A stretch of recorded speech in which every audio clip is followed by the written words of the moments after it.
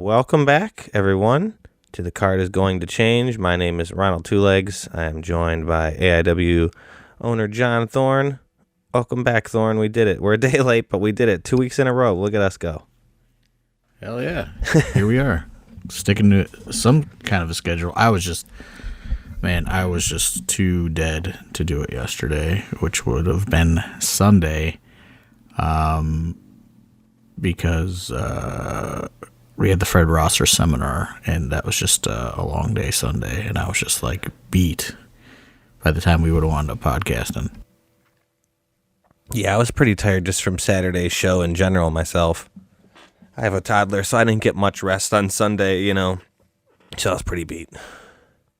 Yeah, absolutely. I mean, I was, and then of course, like I'm tired and like I started kind of like dozing off like last night around like 8, and then I was like, I can't fall asleep at 8 o'clock. You know what I mean? I would have forced myself to stay up a little bit, so because I didn't want to wake up in the middle of the night, and then I couldn't fall asleep. Like I wound up not falling asleep till like 2 o'clock in the morning. I was just like tossing and turning. Got like a second wind, didn't you? Yeah, fucking killing me. I think it's that generic Red Bull that they were serving at the first stop after the show. Red Fuel, I think it's was just still pulsing through my veins a full day later.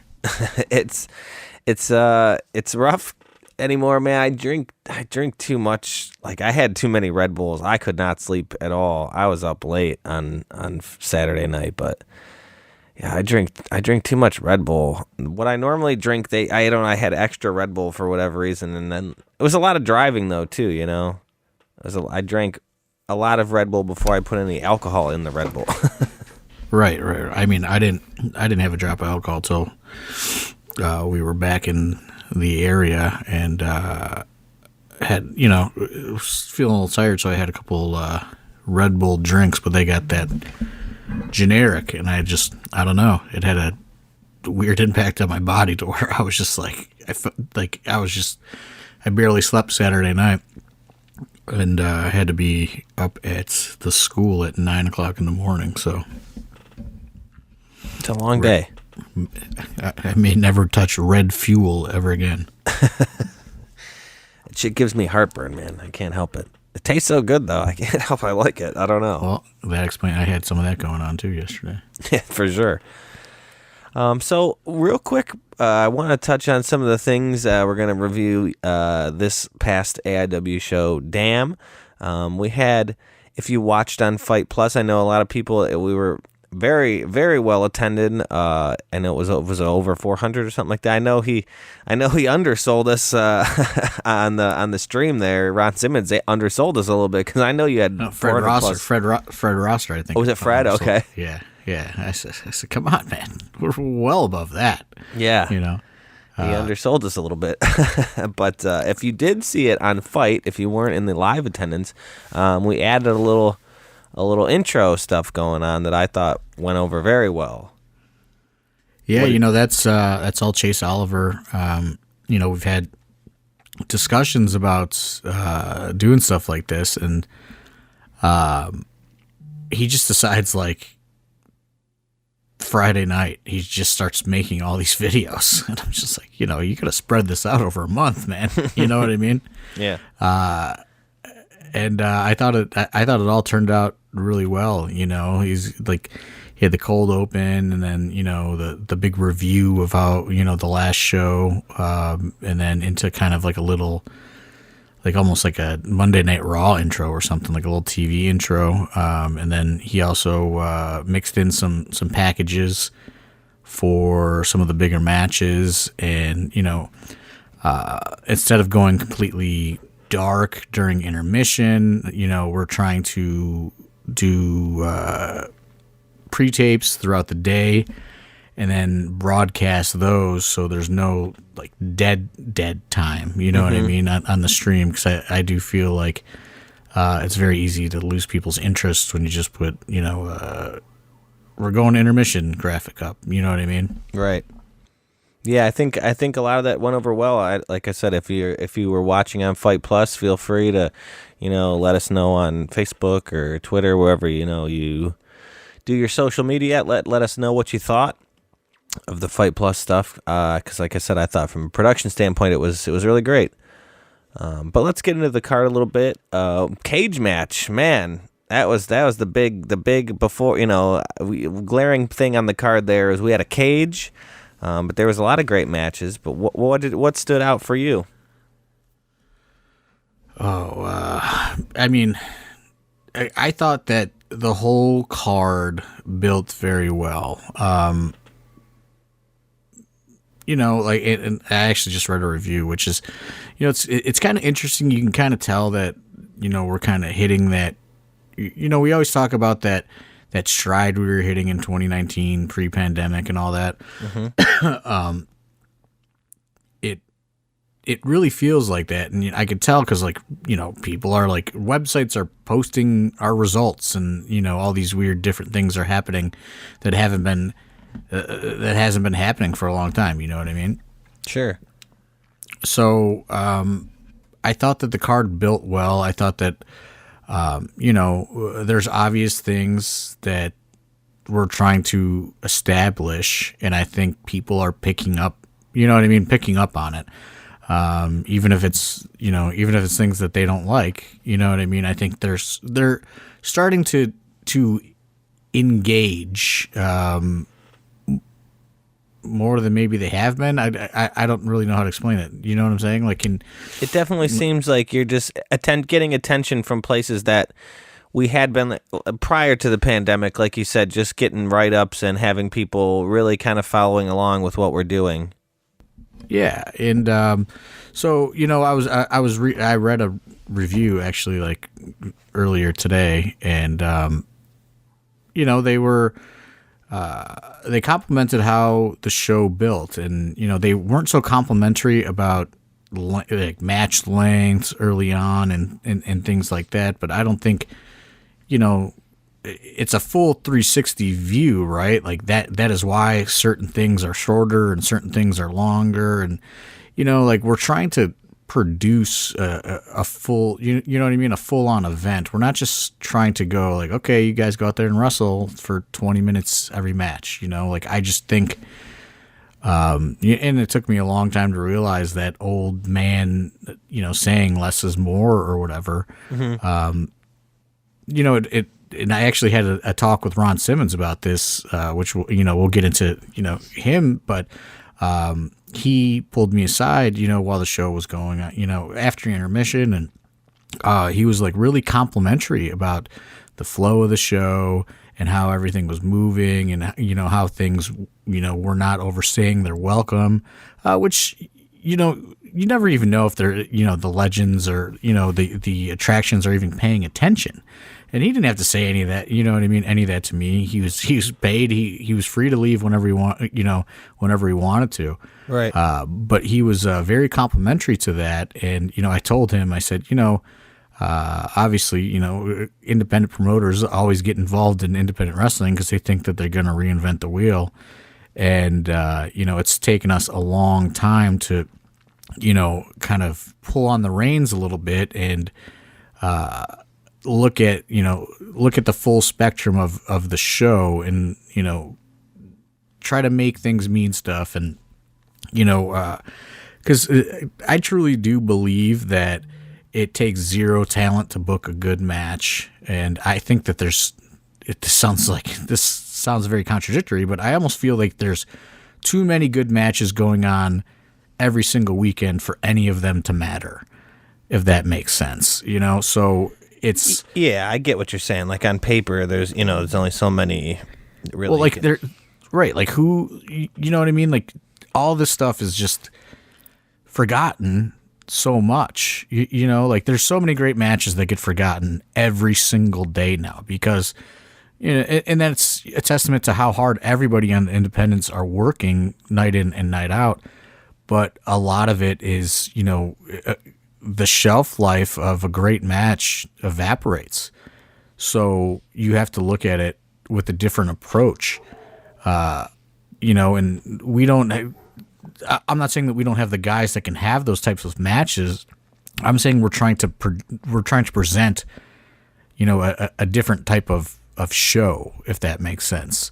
So, the opening match they're not gonna go too crazy, you know what I mean, which is bulking season and money shot. They don't wrestle that style to go super crazy like that. So, but I guess the long-winded explanation to my point is where I think the review I was reading, I think he thought that, he was being negative or whatever, but really he was just kind of proving the point, because the wrap up of the review that I read just talked about how great the main event was, because the whole show built to this culmination of this moment between Matthew Cardona and Joshua Bishop, and how, everything was, all the craziness was saved for the end. And you know what I mean? It's kind of like, yeah, that's, that was kind of what we were going for, Mm-hmm.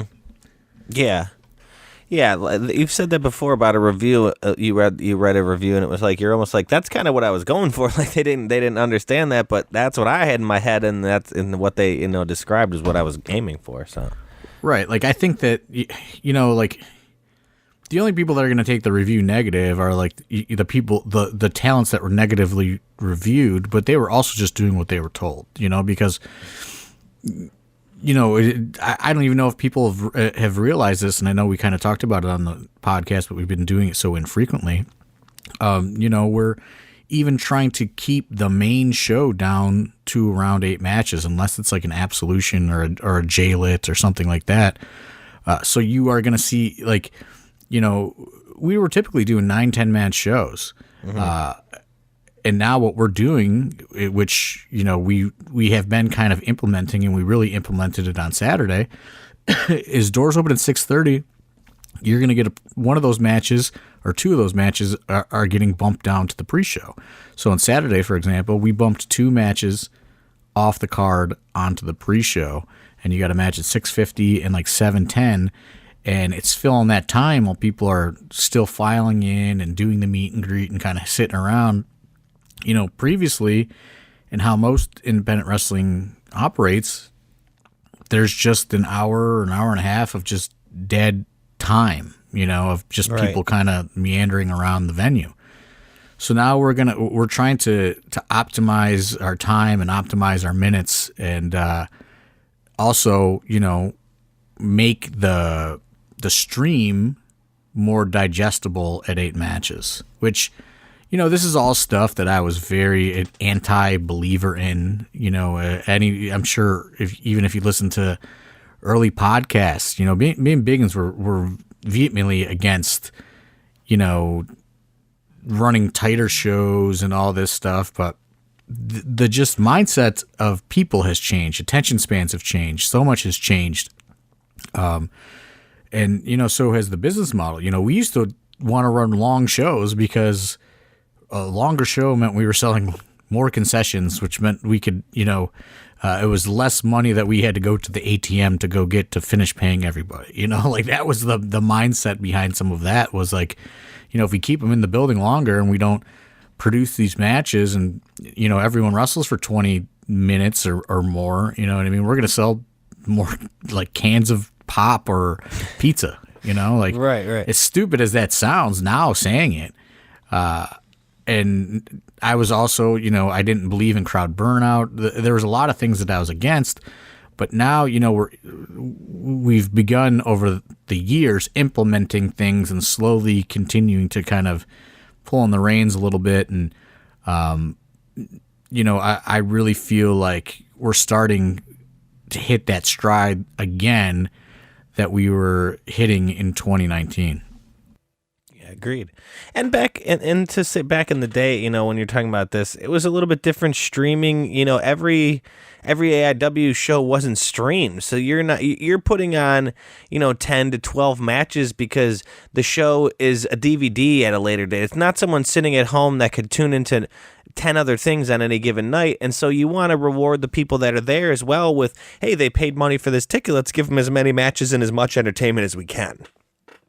Yeah, absolutely. And that was another reason, you know what I mean? We're just like, oh man, we're charging this much money. Like, my mindset was always like, when I went to an independent wrestling show as a teenager, I didn't want it to end. You know what I mean? And Biggins felt the same way. We didn't want it to end. And, just things have changed.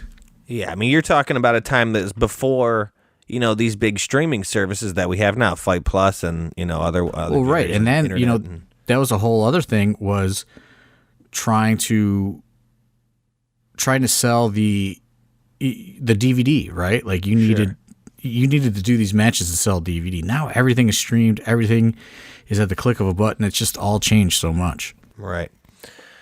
Well, a big match that I think stood out on the card for me to kind of get into some of these matches here. I think a big moment and a kind of turning point for someone was Big Sam. Big Sam versus Kaplan, I thought was a great match, and Big Sam getting the win on Kaplan.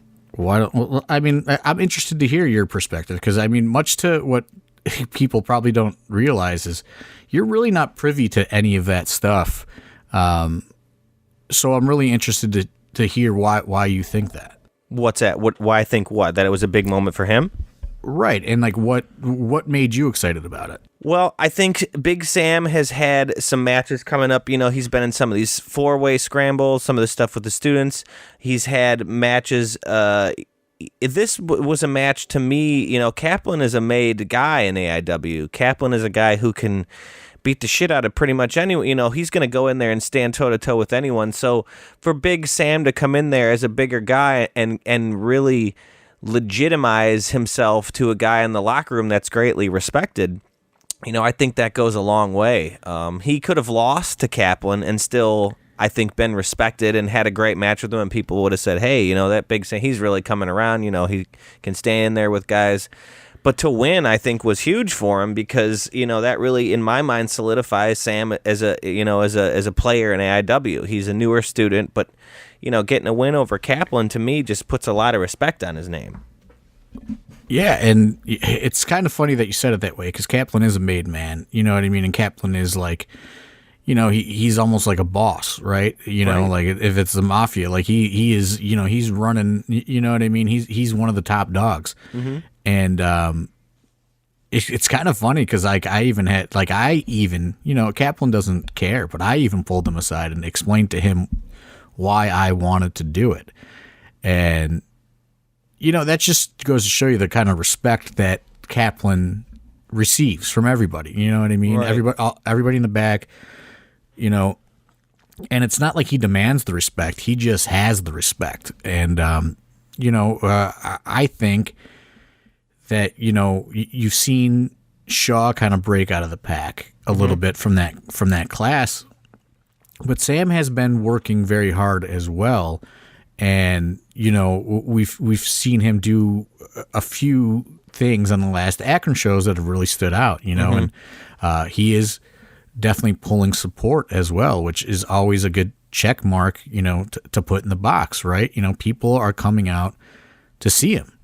So, that certainly helps as well. So, he looks the part. He's been doing well. You know what I mean? He was kind of checking all the boxes of, he needs that moment, because if he continues to go down this path of, great showing, but he's still the young guy. Yeah.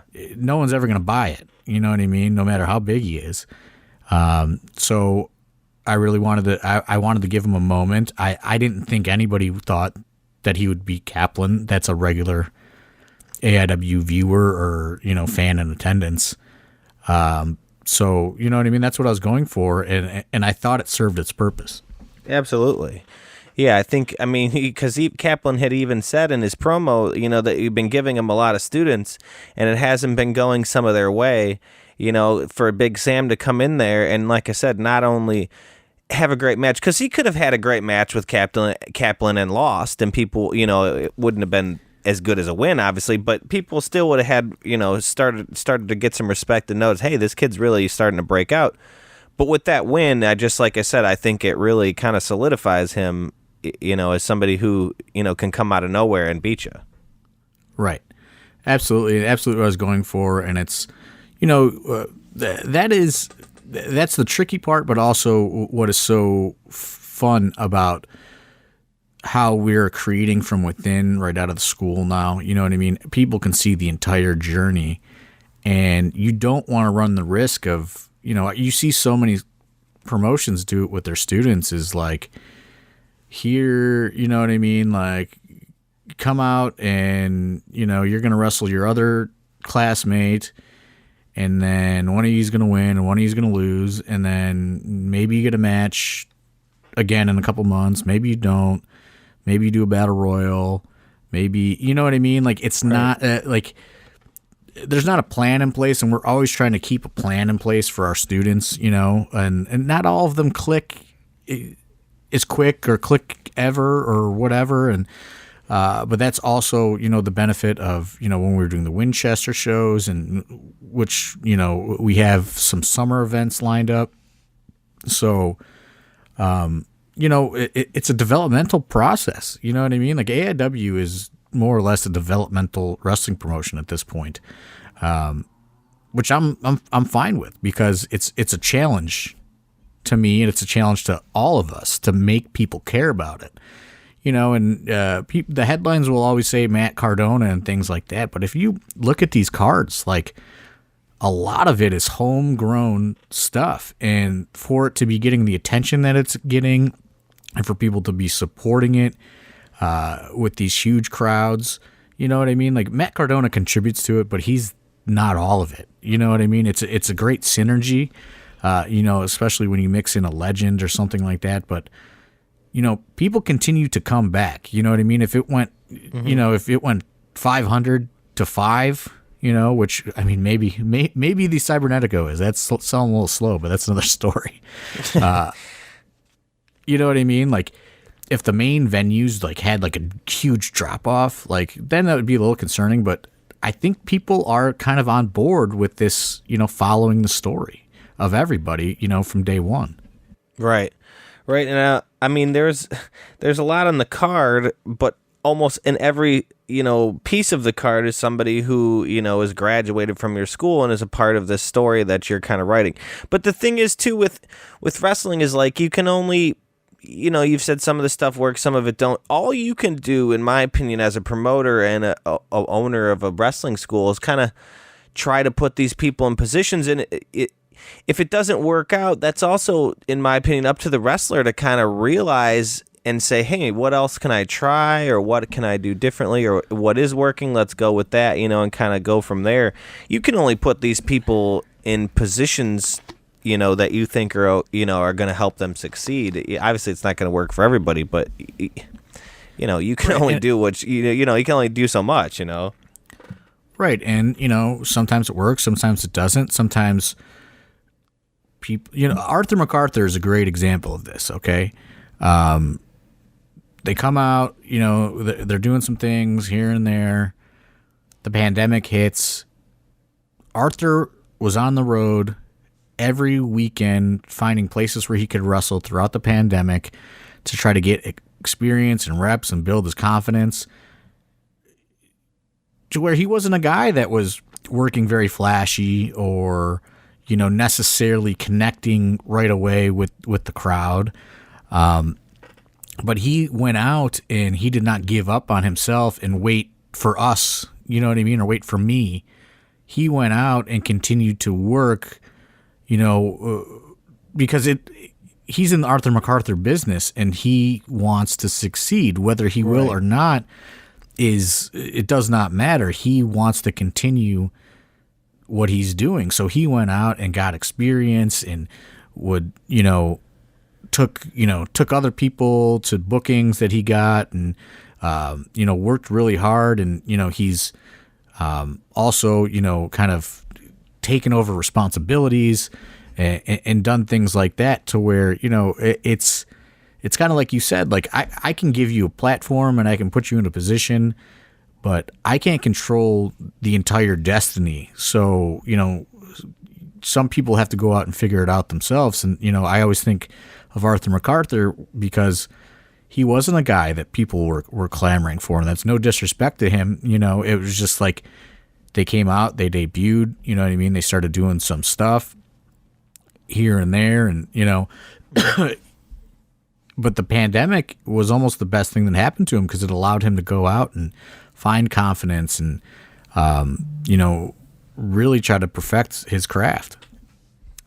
April 24th, John Thorne puts Artie MacArthur over. There you go, Artie. Put it in your calendar. Artie takes a lot of the butt of the joke sometimes. Well, there you go. Thorne putting you over, Artie. There you go. Don't get used to it. Something I want to land on real quick. I know now you say with Cardona, and he's a big part of it, a bigger name. But now Cardona brings with him Steph DeLander. They're together on the road here, whatever, as a tag stable, whatever you want to call it. People have been really kind of clamoring for us to bring back the women's division. You've had Joss for a long time. Now we're getting Zig in there. Some matches. We're finding a way to get women on the card. And with Steph DeLander, we've had, a women's division has been, hasn't been as bulked out, with as many roster members. But now when was the last time we had a heel women's, that was so hateable? Everyone, you hear some of the words she said on the microphone on Friday, man, people do not like that lady. Right. And that's kind of like a collateral damage, right, to Matt Cardona. Mm-hmm. Is, now we have this other, established heel within the women's division, so like, what I thought was interesting and, which was by design is Ziggy is technically, if you look on the depth chart of AIW, Derek and Ziggy are heels. Right. I was going to say, right. That's kind of what I was going to say too. Yeah. And that puts Ziggy into the position of now she's like a babyface in this position. Right. And, I knew that was going to be the case. And good. I won't expose too much of, all that, mm-hmm. but, Ziggy has been around, right? Yeah. And she 100%, rose to the occasion of what the objective was on Saturday night. Right. And I think it allowed her to show some versatility. It allowed her to show her charisma. It allowed her to show her selling. And it really helped elevate Steph DeLander because, we have Jocelyn. She is the gold standard as far as AIW women's division is, but she needs people to work with, and she worked with Steph DeLander in Cleveland. Right. Well, now, Steph DeLander put her out, broke her orbital bone in the process of that match, That's why Jocelyn was not on the show. She's recovering from her orbital bone mm-hmm. injury. And now, just by default, we have a heel for her potentially on the horizon to work with again, So, it's I was very happy with how that turned out. This is another one in the review that was like, it was a little short. Well, you don't necessarily need to overstay your welcome when there's an objective at hand, right? Like there's things, we're looking at down the road. And I was really proud of Ziggy for, understanding the situation and embracing the situation and really going out there and executing what we wanted to happen. Right. Yeah, I thought it was great. I definitely thought it was a good match. Keep it going forward. What did you think about the cage? Now, how did that, there was a lot of expectations as far as, or not expectations, but like we were very precautious, unknowns. Let's just say, making sure that wire didn't get, there was wires were severed. Well, it's the same cage that ICP's worked with their last couple wrestling events, which, I've helped out with. Mm-hmm. And I really like the cage. And we ended up buying one last summer when we were going to buy the new Lowboy pony ring, which kind of sucked because, in October, they were like, hey, do you just want to take our cage for the meantime? We only use it like once or twice a year. You can just have it. I was like, I bought the same one. Damn. Sorry, I bought the same exact one because I loved the way it looked so much. I bought it. And, EVP Jimmy, who doesn't take us to the Cavs games. He helped out a little bit with that. But I really like the way it looked because as much as I do like a chain link cage match, I thought that just made such a different presentation. You know what I mean? And you don't see cages like that on the indies, really. So, I mean, I was really happy with it. And, good on the guys that they had no chance to work out in it or anything. They did, when they went to the ring, that's their first time, being in the cage. You know what I mean? Mm-hmm. There was no feeling out process or anything. They kind of called it out there. I just really thought it was great visually wise. Like it was not hard to see into the cage. You know what I mean? Like I just thought it looked really great. Great to film in the cage. Yeah. You were able to get the camera in. Like it was great. I thought all around it was a really good cage. I mean, the match itself was very lived up to the hype in my opinion. I mean, Badman Philadelphia was just leaking. Everybody was leaking. Marino, I think, was bleeding a little bit. It was. I think people just started, rubbing Philly's blood on themselves and said, "Yeah, I'm bleeding too." There was a lot of blood in that ring. There's so much blood that we have the scramble match afterwards, and I'm like, they got. And also, you have to shout out Pedro and how quick he was able to kind of, coordinate and instruct and get that cage not only up fast, but down fast. And a part of it was bent and you would have not even noticed. You know what I mean? Like, Pedro just went up there and, kind of ratcheted that little top part together where it's bent. And he's like, I'll fix it after the show. But he got all that up because it's not even supposed to ratchet strap. That was all, Pedro just did that in addition to, you know what I mean? Like, yeah, to make it. It's just supposed to, it kind of interlocks and stays on the ring like that. But he was like, no, I'm going to ratchet strap it too. So he got it all up, all ratchet strapped, like ratchet strapped. And I think it was in 9 minutes flat they got the cage set up. Yep, yeah, it was 9 minutes because I remember he called the time and everyone was like, no way, like you're going to get that up in that time, and he was like basically on exactly what he said. And then it came down even quicker, and like it came down and I was like, hey, do we got, like, there's so much blood on the mat, and I'm like looking, I'm like, Chase Oliver's next, and like, Tom Lawler and Shaw Mason, and I'm like, oh God, there's just puddles of blood. It was bad. And I'm like, do we got a towel or something? And then like nobody had any towels or anything, and like Steve Guy's trying to paper towel up the blood, and I was like, fuck it, man, like we gotta go. Like they got the cage down in like instance, like in an instant. So like I looked at the guys, I'm like, sorry, there's gonna be a little bit of blood out there, because I don't think anybody thought there's gonna be that much blood. Yeah, but you gotta shout the crew out for that. Don't gotta shout the crew out that allowed the camera to fall off of the table and crash to the floor before the show opened, and my soul left my body for a second, and I almost had a breakdown. Oh my God.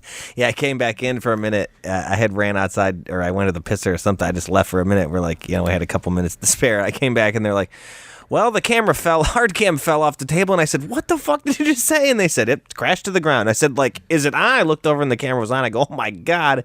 And they were like, yeah, Thorne just about killed someone. I was very upset. But it worked.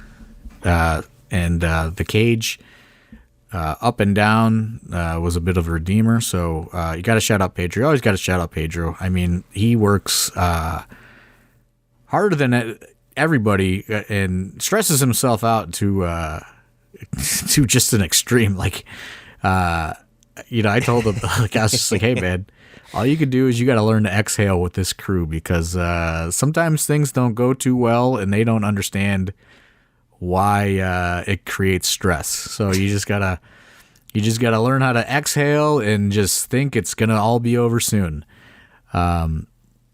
So there were some obstacles, let's say. there were a lot of obstacles pre-show. We don't want to get into them all, but there were plenty of obstacles. I don't understand. Like, for anyone out there who's like, oh, this wrestling, I'll run a wrestling promotion, just rent the fucking building, tell the wrestlers to show up, get the money, blah, blah.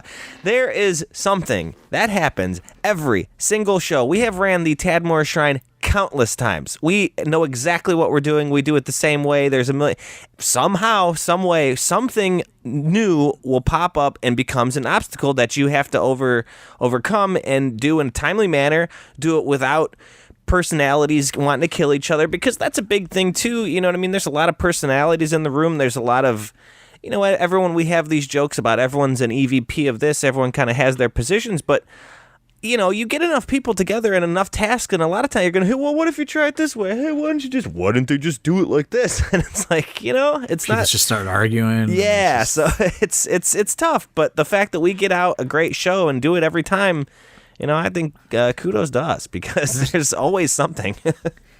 And it's like big personalities meshing with like people that don't know any better and are new and just trying to help. And it's like people like Pedro that take almost too much initiative, and then there's people like a new student who takes like absolutely no initiative, and it is like it creates this there is a big gap, you know what I mean, that needs to get filled up before 6:30 p.m. Yeah, if that makes sense, you know what I mean, and poor Pedro is just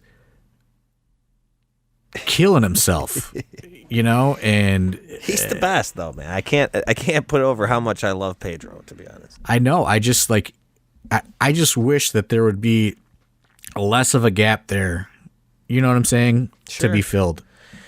Like I said, I guess, and my point was, we're dealing with all kinds here. We get people who have been to their first wrestling show, to some people who have been around forever and know exactly what they're doing. It's just, it takes all kinds.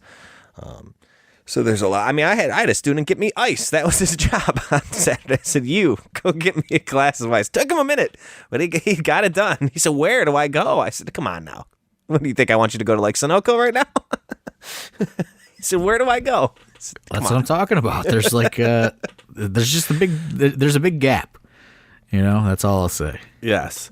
Another match I wanted to touch on real quick too, Dom versus Fred Rosser. I think Fred Rosser is a big name, has been around in wrestling for a long time, and has done a lot, but isn't a huge independent name, if that makes any sense, really, to say, like, oh, like Fred Rosser, you know what I mean? But I think him and Dom had a great match that a lot of people really bought into and enjoyed. I thought it was a great match. And Fred, another guy who stood in the back, watched a lot of people's matches, gave feedback to people without them asking for it. I think that dude, has a lot to teach. Like I said, he did the seminar, obviously, but he was back there letting people know, what he thought, and that's completely invaluable, in my opinion. He's another guy, and I learned it through a seminar. He had a huge long run in WWE. You know what I mean? Not exactly, a huge like main eventer by any means, but he had a long, consistent run on WWE television for a long time. And during the pandemic, as he started, working with New Japan, doing the New Japan Strong tapings, and really just kind of was looking for a way to reinvent himself. And he told us the story at a seminar on Sunday that he just showed up at a New Japan event and was just like, how do I get involved? And he just didn't give up on himself and was going out and trying to create an opportunity for himself. And now he is a coach at their dojo in Los Angeles. You know what I mean? 3 years later, or 2 years later, whatever it is. So not necessarily big name as far as independents go, but anybody that's following New Japan is very aware of what he's doing, and he's had some classic matches with Tom Lawler. But he actually, I don't think he would be upset if I shared this. He reached out to us. We did not reach out to him. he contacted us saying he really wants to, kind of similar to the New Japan thing, but he said, he really wants to work for AIW, and he would love an opportunity. And, he reached out, and we started, that kind of broke the ice, and we started talking, which, for somebody of his caliber to reach out is pretty rare, to be perfectly honest. So, I was obviously gonna see what I could do to work him on, and I thought this just kind of fell into place perfectly to have him and Dom wrestle. I mean, it's got to make you feel good that a guy like that, who's wrestling New Japan right now, having great matches with Tom, all these, he's having great matches. Big names like that aren't contacting middle of nowhere shindies that nobody gives a crap about. You know what I'm saying? So it's got to make you feel good as a promoter that he thought this is one of the top names. He's not going to go work for some ding dong company. You know what I mean? So the fact that he reached out to us, to AIW, and said, "Hey, I want to work with you guys," I think would make you feel great. Yeah, I mean, like I said, I was honestly shocked when I saw that we had a message from him right initially, but I thought it was great. I thought him and Dom worked very hard, and he did a great seminar on Sunday. Which another thing I'll be a little bit upset about our crew about is not enough people took advantage of that seminar on Sunday, but the people that did, I think their minds were just totally opened up to so much stuff, mine included, that you just don't realize about wrestling. And it was, if it was like opening my brain and my eyes to a lot of things, I can only imagine what it was doing for, the people that were actually like actively participating in the seminar on Sunday. It went from like 10 a.m. to like almost 3:30 or almost 4 o'clock. So it was a really long seminar, but it was just so eye-opening. And if you have a wrestling school and you listen to this podcast, I highly suggest you reach out to Fred Rosser and try to set up a seminar at your school, because it was just so interesting. We've had a really great luck with our seminars, and this one was just another incredible one where, I feel like everybody walked away with like 5 or 6 things that they learned that they never thought of before. And it was great. And he has just such a different mind when it comes to the wrestling business. A true asset to anybody that can go and learn from him. Another match I want to touch on real quick. A little hesitation out of somebody.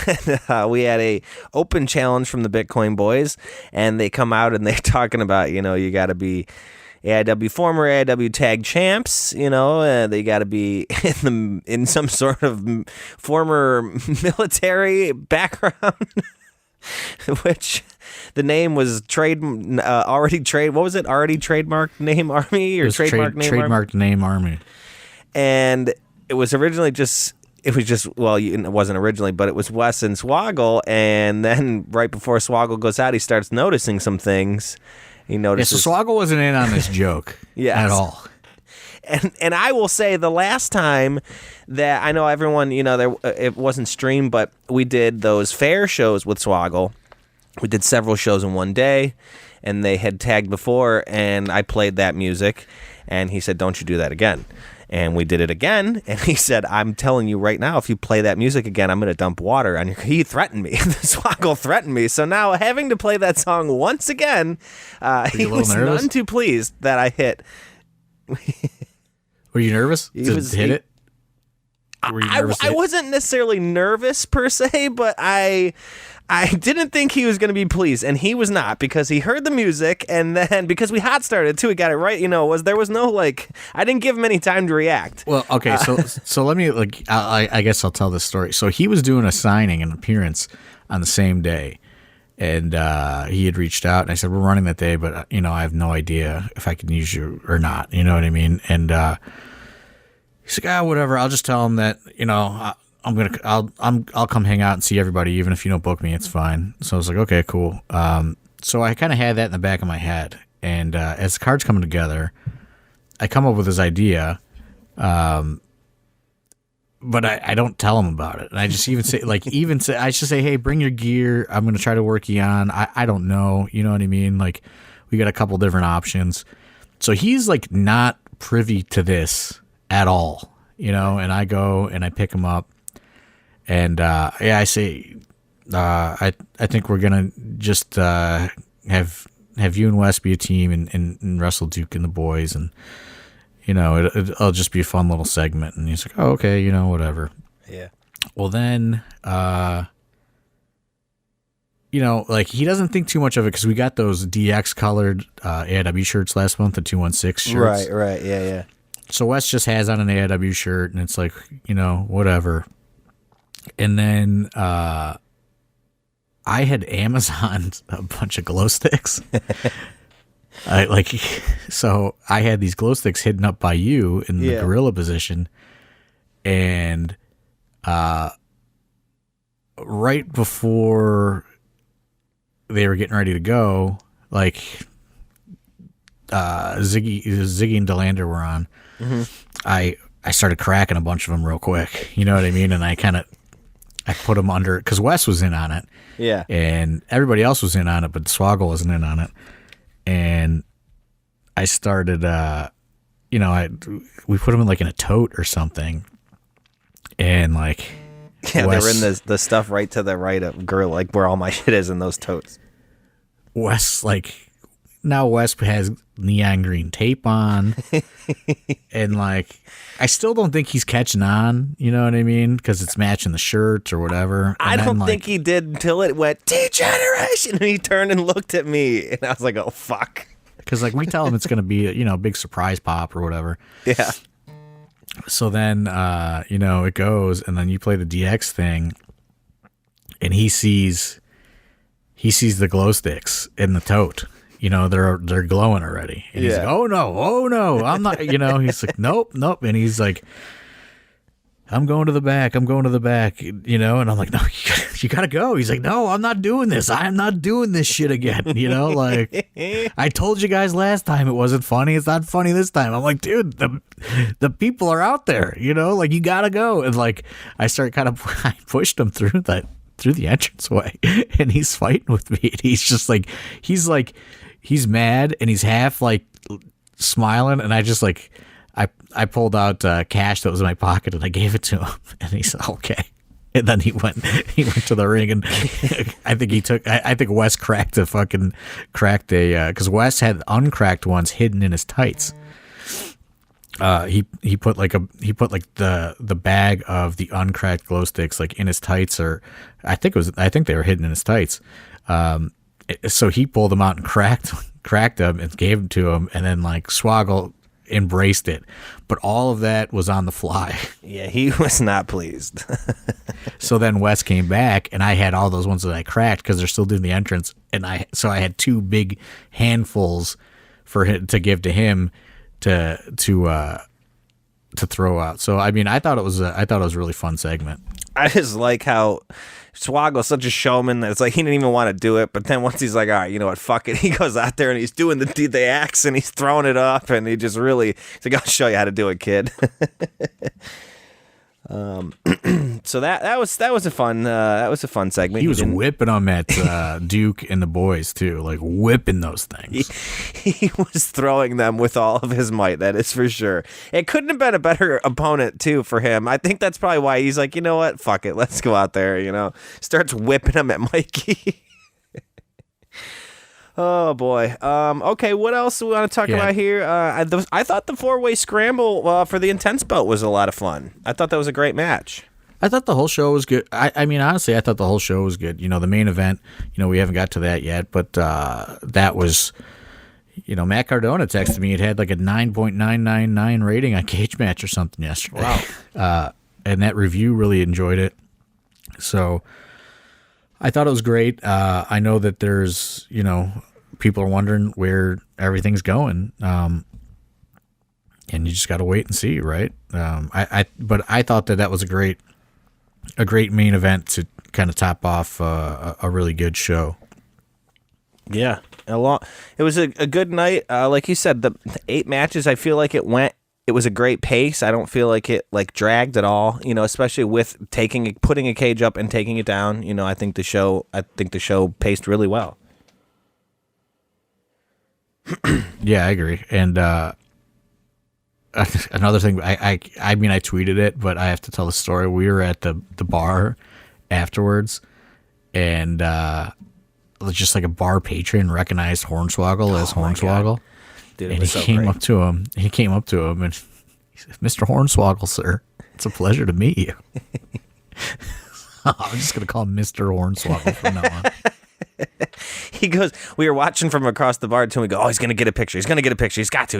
And then he's like, pulls his phone. He's like, can I get a picture? And we're like, yeah. So funny. I saw Swoggle charge somebody on a sidewalk once. That's incredible. He says, oh my God, Hornswoggle. Can I get a picture? He's like, yeah, just 10. Are you going to? They're like, what? He's like, just 10. It's just 10. They're like, what? They're like, what are you talking about? It's just 10. I'm going to start telling people that when they ask for my signature for shit. Oh, yeah, it's just $10. Do you want to talk about him leaving at all? Why he left?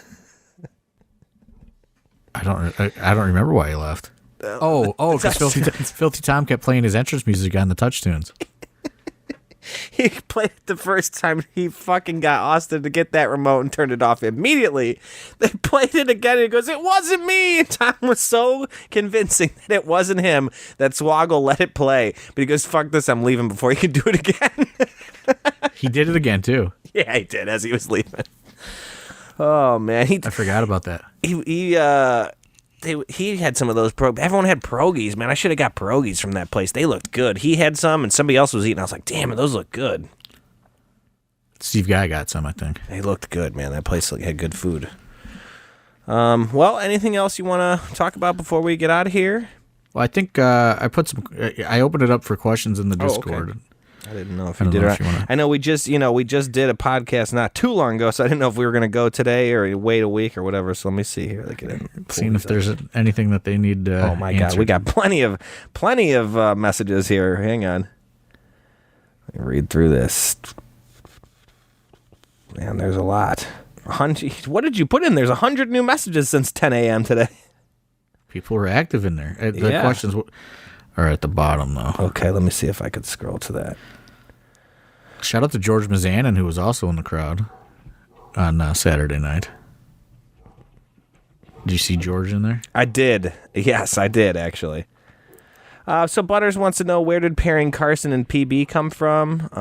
Will Carson form a stable with other members, including PB? I don't know about other members and all that, but PB released a statement today. And it's basically because they are the descendants of Johnny Gargano, his disciples, and Candice LeRae. So they're going forward going to be known collectively simply as wrestling. Okay. Because as it was explained to me, if you trace their wrestling family tree, they are direct descendants of the wrestling family. Therefore, nobody represents wrestling more than they do. Okay. Ski Jeremy wants to know, is Swoggle a consideration for the Hoss division boot? Does he qualify? And I mean, I think he got it. Swoggle's a Hoss, right? Yeah, I mean, I tell you, he's a strong little fucker trying to push him through that entranceway. He's bottom heavy. He's strong. It was tough. It was tough to get him through that curtain. He was fighting me tooth and nail all the way. I would think, I would think that you can make a case for just about anybody, right? Anybody wants to see the Duke lose to somebody. It's been, I don't know the exact number of days, and I'm sure he'll be shouting at his, radio. Whatever who knows the exact number of days? One person. His name is Duke. Nobody else. It's up there. I was mad to discover the cage match recognizes it as an official title in Absolute Intense Wrestling. I don't even recognize it as an official title. Oh, come on. It's got a commemorative piece, like a belt or boot. It's got something, it's got to. Yeah, it's like a Monopoly piece. I'm the golden boot for the day. Scott Random asked, would airing the pre-show dark matches during intermission be feasible for future Fight Plus submissions? Is that something, that's possible to, to record those and then throw them in an intermission, or? It's possible, but I think we're really going to kind of try to lean into the more of the, promo time during that time. You know what I mean? Like we've been doing on the streams where, you'll get some promos and you'll get some video packages and things like that. I think it's a little bit more digestible to where people at home can treat it as a bit of an intermission, but, there's still something active going on the program. Right, you can have like the volume up and you can hear what's getting said. It doesn't have to be an actual match, but it's still something kind of engaged. Say you're grabbing something out of the fridge or whatever, yeah. Right. Okay. Right. Marissa asks, will Nick Gage ever come back to AIW? Also, will the venue in Kent be the new place for like Winchester type shows?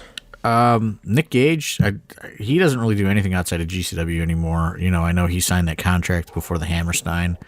And I don't think he's appeared anywhere ever since. And I know he's, always kind of battling through, his injuries and things like that to take on a much lighter schedule. So, I don't necessarily, I wouldn't rule it out, but I wouldn't rule it in. You know what I mean? It's kind of, would probably have to be a perfect storm as, to where before, he was working in as many places as he could, but his injuries, and he's put his body through a lot. You know what I mean? So I think he's kind of trying to get himself back into the best physical shape that he can get into before he would even consider any of that, if that makes sense. And as far as new Winchester dates, like type show dates, not necessarily. I know we've talked, they definitely want us to do more, but it's always going to kind of be on a trial and error sort of thing. So we'll see how Cybernetico does. As of now, it's selling pretty slow, but, hopefully it picks up. And then, we'll be invited to do more. They did express interest in doing more because the one we did in January did very well. But it's like anything with the venue. You know what I mean? It's you're only as good as your last appearance. So we got to see how Cybernetico goes before we add many more. And they've also inquired about maybe if we don't find a spot for the Halloween show, if we do that again, to do that out there. But that's a long way off. Yeah. Well, I'm sure you can attest to this. Don't worry, Marissa. I ask Thorne pretty much monthly if Gage can come back. So if anybody's out there pressing Thorne to bring him back, it's me. Don't worry. I'm trying. You're probably annoyed at this point by me being like, hey, what do we think about Gage? Yeah. I mean, it's really not like something that's realistic to me right now. Like he's not doing anything else. Right. I guess I was going to say, to answer the question, at least, it's not anything weird. We are not booking him. You know what I mean? He's not really doing anything outside of GCW. Situational, but, it's also, he doesn't even do every GCW show, Like, he's really, trying to get himself back, healthy. So, the door's always open, and, there's no... There's nothing that occurred. I'll say that. You know what I mean? It's just right. Scheduling and all that stuff. Is kind of in the pandemic kind of brought things. Where he stopped doing pretty much everything. Now he just does GCW. He did sign that exclusive contract with them before the Hammerstein show last year or two. I don't remember when it was. I think it was last year. Yeah. So yeah, I mean that's kind of where it's at. No ill will or anything, and I certainly miss seeing Nicky all the time. One of the best dudes ever, and hopefully he does kind of hits all his old spots once he's ready to go. I'm hoping, man. You know me, I got my fingers crossed. So okay, well, anything else? I think we got through pretty much all the questions that we didn't discuss on the pod. Did you see anything? Did you see anything in there that I missed? Maybe Yeah. J Gold, any new merch hitting the merch store? You got anything planned for the summer? Maybe some more tank tops or anything like that? Yeah, I'll probably get something to, get something working on that soon. That's another thing. Please buy stuff off AIWmerch.com. I mean, that's been a little slow.